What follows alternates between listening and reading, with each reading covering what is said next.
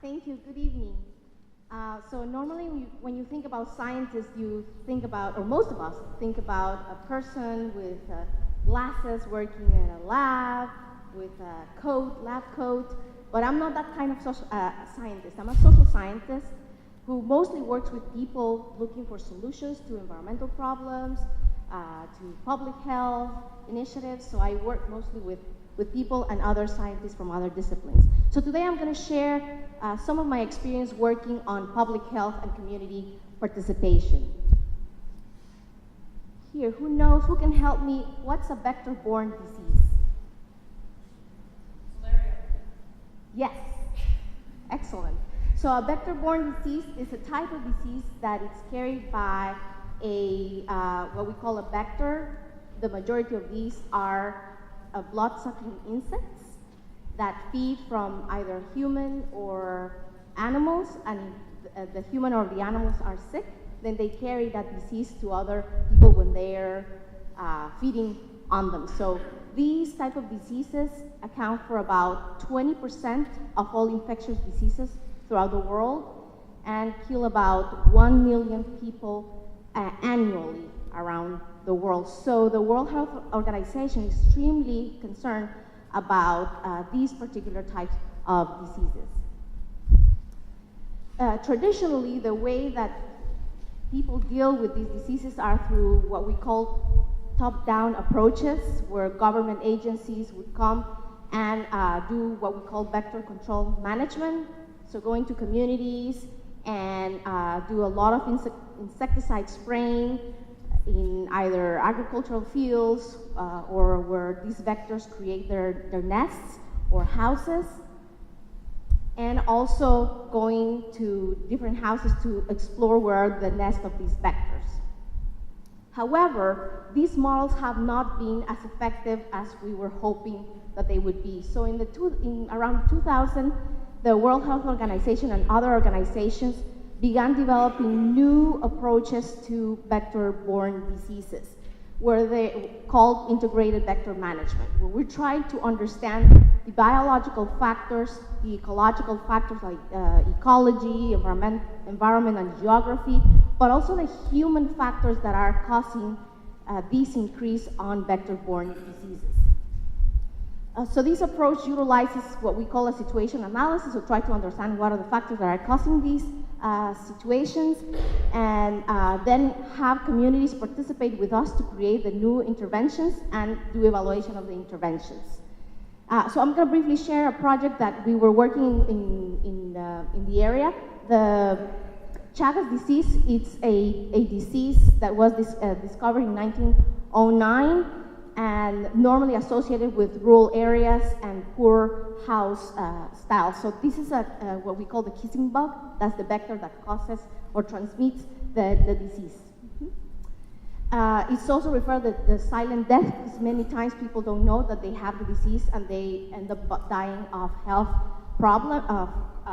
problems. Who knows where Guatemala is located at? Central America, south of Mexico. So the area that we were doing the study, it's a rural area with a lot of poverty. Around 40% of people there are living below the poverty line, so below $1 a day. So the findings that we discovered were that a lot of the rodents were infesting the houses, and they were carrying the disease. The type of house construction was also a factor in increasing the persistence of these animals, and a lot of limited resources and little knowledge about the disease in these areas. So the approach that we did with the community-based, was trying to get more information, sharing with a lot of pictures and drawings, because we were dealing with illiterate communities.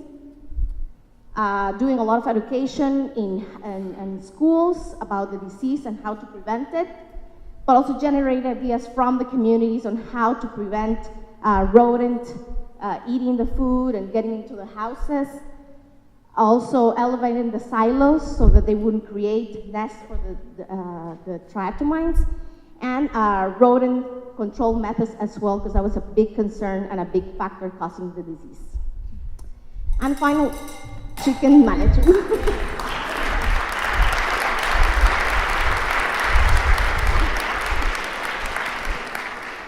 Thank you. Any?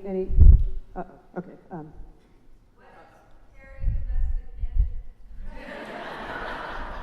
What is Perry domestic management? So thank you.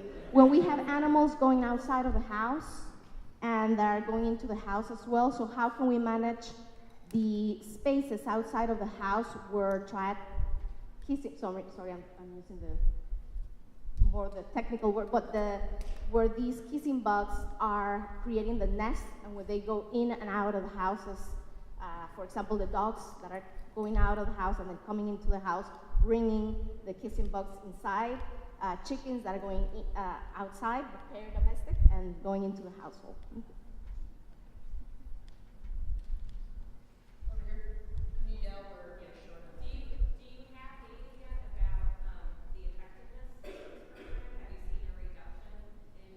Yes, so with this study was conducted in different countries, and we had control communities and the intervention communities, and we saw a huge improvement in reduction of the numbers of kissing bugs that were going into the houses, but also the amount of dogs and chickens that were infected by the disease.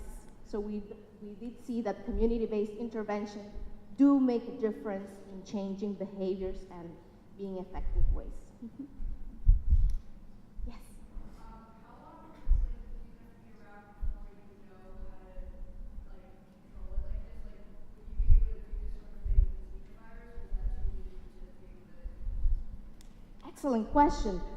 So because it's community-based, so the question is how long does it take to learn about these methods, and can you use it in other Like Zika, right? Zika.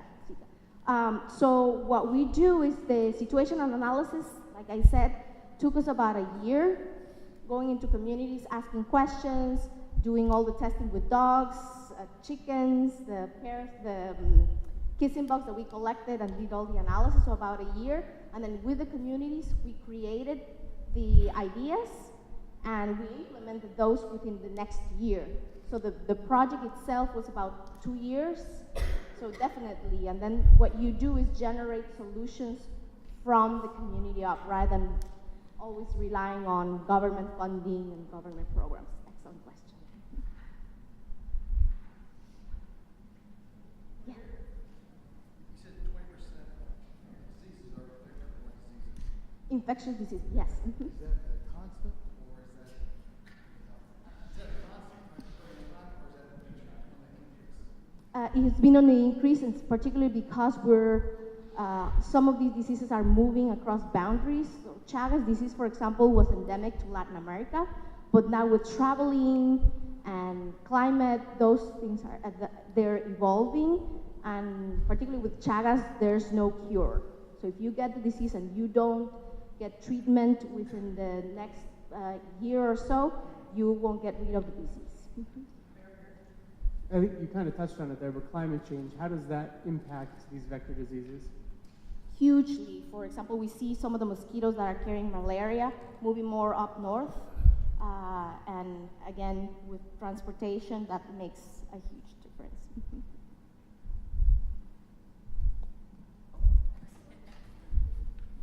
Who's funding your research or your activities? Yes. So the funding came from a grant from the World Health Organization and the Canadian Agency for International Development, and that's how we got the funding. And they funded projects in Mexico, Guatemala, Peru, Argentina, Chile, Uruguay, and Bolivia. You're off the hook. Thank you.